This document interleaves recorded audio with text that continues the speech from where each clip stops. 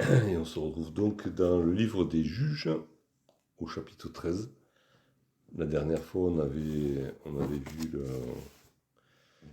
comment Jephthé avait eu à régler des problèmes avec les Israélites eux-mêmes, qui lui posaient des problèmes, notamment la tribu d'Éphraïm, et puis Dieu qui avait continué à faire grâce au peuple en nous donnant des juges, un peu de toutes les tribus. Et donc là, on est au chapitre 13, on va lire les 7 premiers versets. Les enfants d'Israël firent encore ce qui déplaît à l'Éternel, et l'Éternel les livra entre les mains des Philistins pendant 40 ans. Il y avait un homme de Tsoréa, de la famille des Danites, et qui s'appelait Manouak. Sa femme était stérile et n'enfantait pas. L'ange de l'Éternel apparut à la femme et lui dit : « Voici, tu es stérile, et tu n'as point d'enfant. Tu deviendras enceinte, et tu enfanteras un fils. Maintenant prends bien garde, ne bois ni vin, ni liqueur forte, et ne mange rien d'impur. Car tu vas devenir enceinte, et tu enfanteras un fils. Le rasoir ne passera point sur sa tête, parce que cet enfant sera consacré à Dieu dès le ventre de sa mère, et ce sera lui qui commencera à délivrer Israël de la main des Philistins. La femme alla dire à son mari : un homme de Dieu est venu vers moi, et il avait l'aspect d'un ange de Dieu, un aspect redoutable. Je ne lui ai pas demandé d'où il était, et il ne m'a pas fait connaître son nom. Mais il m'a dit : tu vas devenir enceinte, et tu enfanteras un fils. Et maintenant ne bois ni vin, ni liqueur forte, et ne mange rien d'impur, parce que cet enfant sera consacré à Dieu dès le ventre de sa mère, jusqu'au jour de sa mort.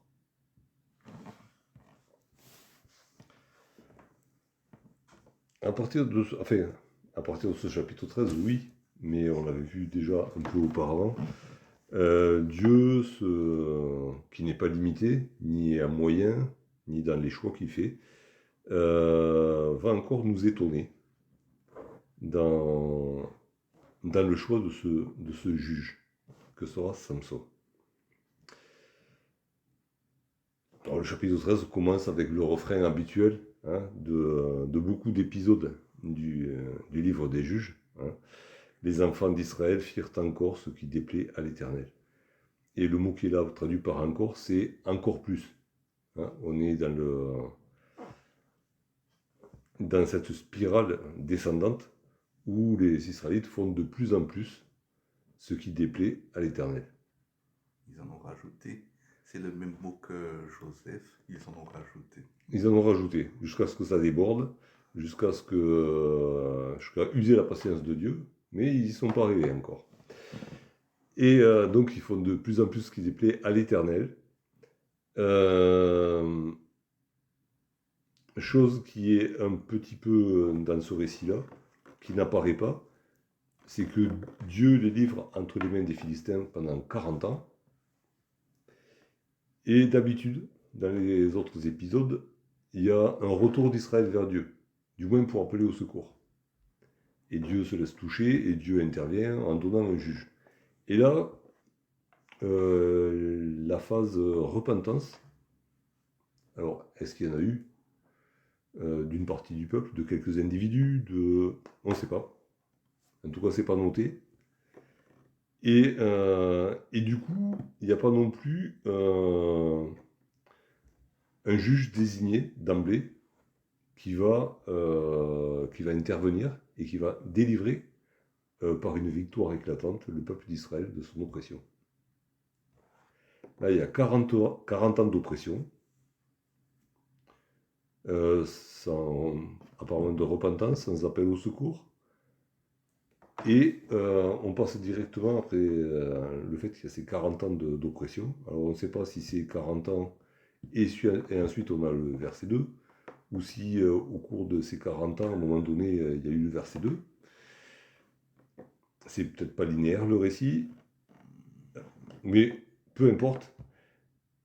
En plus, il avait été question au chapitre 10 déjà de l'oppression par les Philistins, en même temps que l'oppression par les Ammonites.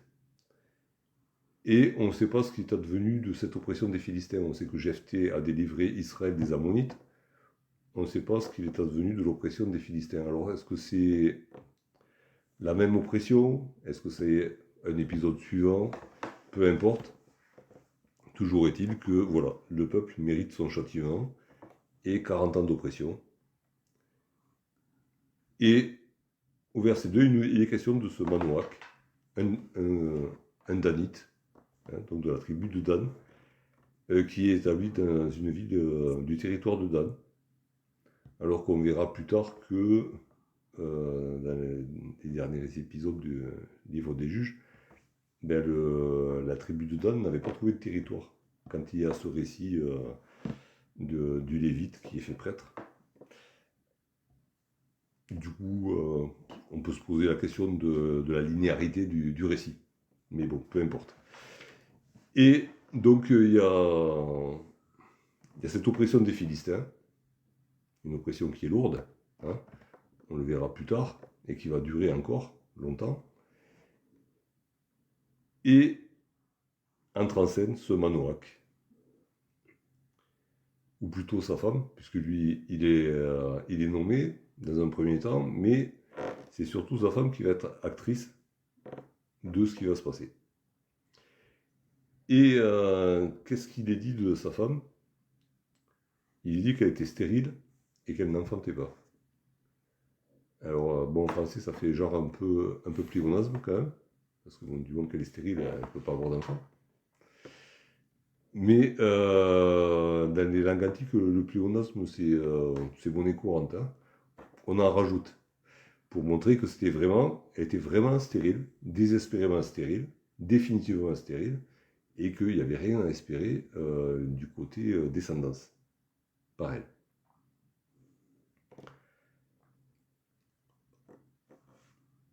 Là aussi, on voit, voilà, on dirait que Dieu choisit la situation la plus difficile pour intervenir.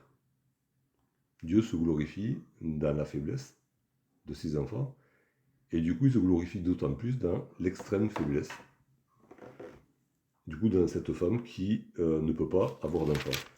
Et c'est vers cette femme que se dirige l'ange de l'Éternel au chapitre 3. Il apparaît à cette femme. Comment? Verset 3. Oui, au verset 3, j'ai dit chapitre. Bon. Il se dirige donc vers cette femme, au verset 3. Cette femme qui n'est pas nommée. Hein, on nomme son mari, mais pas la femme. Par exemple, pour la naissance de Moïse, il est question voilà, des parents de Moïse, les deux. Pour la naissance de Jean-Baptiste, on a les deux aussi. Et là, bon, on a Manoach et puis sa femme, qui n'est pas nommée. Et donc, l'ange reprend ce qui est dit au verset 2, hein, tu es stérile et tu n'as pas d'enfant. Ok, ça c'est clair. Et du coup, il prend le contre-pied de cette affirmation, de la situation présente. Et il lui dit, ben, du coup, tu vas devenir enceinte et tu vas enfanter un fils. Alors, dans le contexte, en plus, c'est un fils, hein, c'est l'héritier espéré hein, par le couple pour prolonger le nom de la famille. Donc voilà, non seulement tu auras un enfant, mais ce sera un fils. Non seulement tu vas devenir enceinte, mais tu vas aller jusqu'au terme aussi. Hein, si Dieu te fait la grâce d'être enceinte, c'est pas pour que tu aies des problèmes en cours de route, non, tu vas aller jusqu'au bout de ta grossesse, tu vas enfanter un fils. Et là on voit voilà, vraiment Dieu qui choisit cette situation désespérée pour intervenir dans la situation désespérée de son peuple.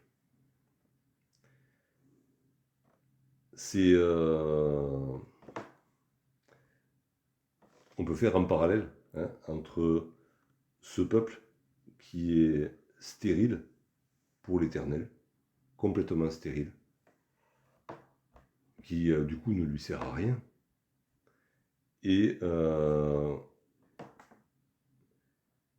cette femme, la femme de Manoach, qui elle aussi est stérile, qui du coup n'a pas pu donner de descendants à son mari, qui n'a pas pu, assurer la pérennité de l'héritage dans la famille, et qui du coup, voilà, elle est vraiment,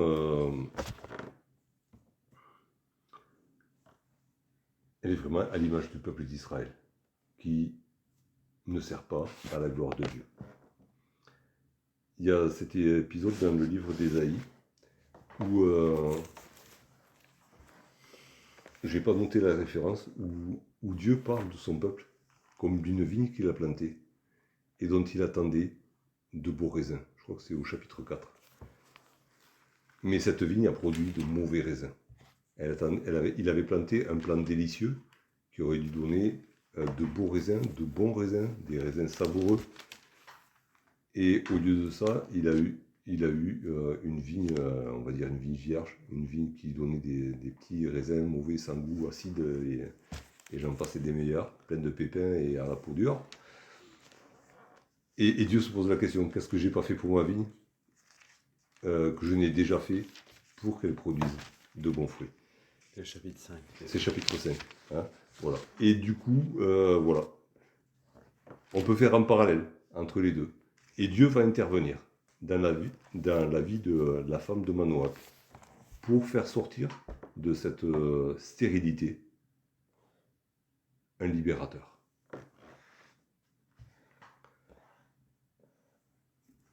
C'est aussi, on peut faire un parallèle, alors c'est pas tout à fait le même contexte, mais au chapitre 54, il y a cette bénédiction qui est prononcée sur Israël qui a été dispersé à cause de ses péchés, et qui fait appel justement à ce côté fécondité, stérilité. Ésaïe 54, à partir du verset 1er, « Réjouis-toi, stérile, toi qui n'enfantes plus. Fais éclater ton allégresse et ta joie, toi qui n'as plus de douleur. Car les fils de la délaissée seront plus nombreux que les fils de celle qui est mariée, dit l'Éternel. Élargis l'espace de ta tente, qu'on déploie les couvertures de ta demeure. Ne retiens pas, allonge tes cordages et affermis tes pieux. Car tu te répandras à droite et à gauche, ta postérité envahira les nations et peuplera des villes désertes. Ne crains pas, car tu ne seras point confondu. Ne rougis pas, car tu ne seras pas déshonoré. Mais tu oublieras la honte de ta jeunesse, et tu ne te souviendras plus de l'opprobre de ton veuvage. » Bon, c'est un parallèle. Hein. Dieu s'adapte au langage des hommes, hein, et la stérilité pour une femme en Israël, c'était une malédiction. Et Dieu s'approche de cette femme et lui dit, toi qui es stérile, tu vas enfanter un libérateur. Chose impossible à vue humaine, mais possible pour moi. Et du coup, la honte qui est la tienne aujourd'hui, elle va se changer en gloire parce que tu as donné naissance à ce libérateur.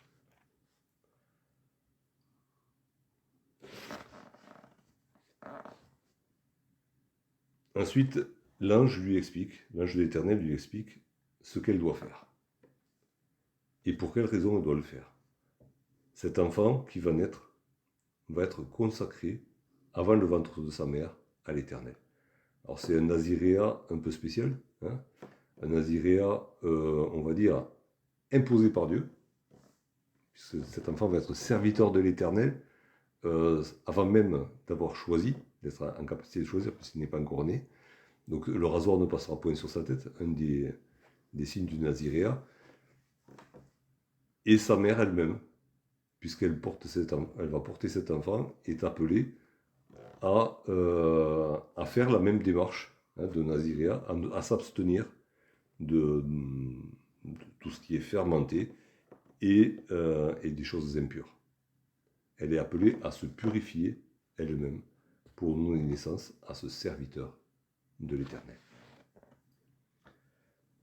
C'est un petit peu un enseignement pour nous aussi, pour nous donner naissance, alors que ce soit physiquement ou donner naissance spirituellement, à des serviteurs de l'Éternel, nous sommes appelés nous aussi à marcher dans la pureté. On ne peut pas enseigner la pureté, on ne peut pas diriger un enfant on va dire, physique ou spirituel vers l'Éternel sans marcher nous-mêmes dans la pureté.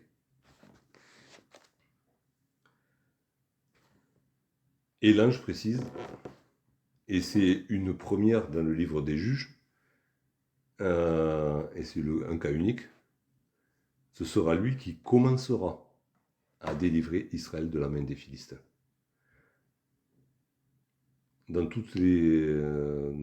Pour tous les autres juges, il y a eu une victoire éclatante et une délivrance, on va dire, instantanée, après la victoire. Ici, c'est autre chose. Alors, pour quelle raison on pourrait en imaginer tout plein. Enfin, en tout cas, les faits sont là. Samson commencera à délivrer Israël de la main des Philistins. Il va commencer la lutte. La lutte sera poursuivie sous Samuel, elle sera poursuivie avec le roi Saül, et elle sera parachevée par David et Salomon. Donc ça va prendre beaucoup, beaucoup de temps. Il ne va pas y avoir... Il y aura des victoires, mais il y aura aussi des défaites. Il y aura des temps où les Philistins reviendront sur les territoires délivrés. Il y aura une oppression, même s'il n'y a pas d'occupation physique, il y aura quand même une oppression constante, une tension aux frontières. Et ça va prendre très longtemps pour que le peuple soit délivré des Philistins. Pour quelle raison Dieu le sait. Hein. Nous, on peut imaginer plein de choses, mais alors on va s'abstenir de faire trop marcher notre imagination ce soir, parce que de toute manière, c'est pas dit. Donc, ce sont des choses cachées qui appartiennent à l'Éternel, mais ça va prendre du temps. Par contre, ça va commencer. Et c'est ce qu'il faut voir, c'est que Dieu commence quelque chose.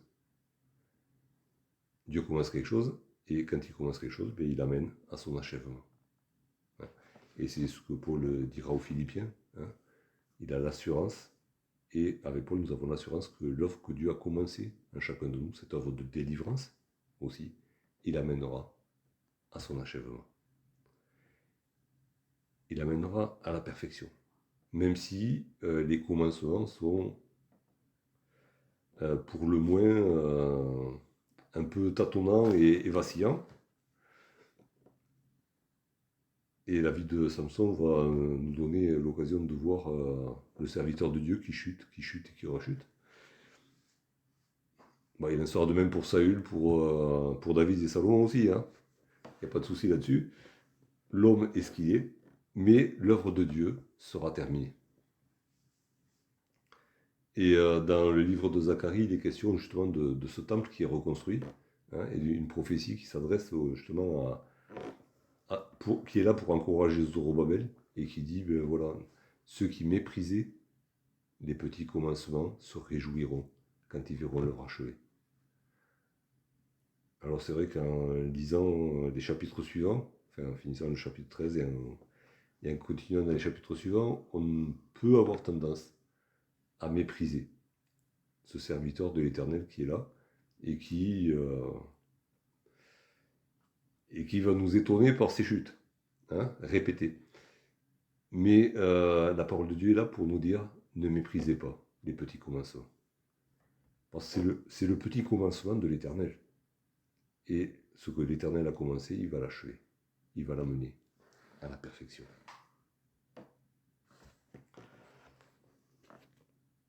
Et donc la femme, après avoir reçu la parole de l'ange de l'Éternel, elle va partager cette parole avec son mari. On va dire c'est la moindre des choses, mais bon, ça va mieux en le disant quand même. Hein. Il y a communication dans le couple, puisqu'il faudra qu'il y ait un projet commun aussi derrière. Il faut que cet enfant arrive. Et donc elle va voir son mari, et elle lui raconte, au mot près, on va dire, elle lui raconte ce qu'elle a vécu. Sauf que, évidemment, l'ange de l'Éternel se présentant sous une forme physique, pour elle, elle a vu un homme. Spécial, l'homme, quand même. Hein, il avait l'aspect d'un ange de Dieu. Donc, je sais pas, un homme qui a l'aspect d'un ange de Dieu, ça peut ressembler. Mais bon, c'est quelqu'un qui vient imposer. Hein, quelqu'un qui vient imposer, qui semblait venu d'ailleurs. Et cet ailleurs, elle n'a même pas demandé. Hein, elle n'a pas demandé d'où il venait. Hein, généralement, on voit souvent dans les... quand on présente, mais même voilà, au chapitre 2, au verset 2, quand il nous est présenté Manoach, il y a son nom, il y a sa famille et il y a son lieu d'habitation ou de naissance. Et souvent dans la Bible, les personnages sont présentés comme ça. Là, cet homme de Dieu est arrivé, il ne s'est pas présenté. Il venait d'ailleurs. Hein, il n'avait pas les mêmes coutumes, même s'il les connaissait. Il ne s'est pas présenté en disant, voilà, je suis l'ange de l'Éternel et je viens du ciel. Non, il a juste parlé à la femme. Et puis il y a voilà, il avait l'aspect d'un ange de Dieu, et son aspect est un aspect redoutable. Alors, il ne faut pas se tromper sur le mot redoutable. Hein, c'est pas que l'ange était affreux et faisait peur, ou qu'il était armé jusqu'aux dents et que du coup, voilà, on avait peur que le couperet tombe. C'est un mot qui n'est pas souvent dans la parole. Je crois qu'il n'y est que 3 fois et on le retrouve dans le psaume 99.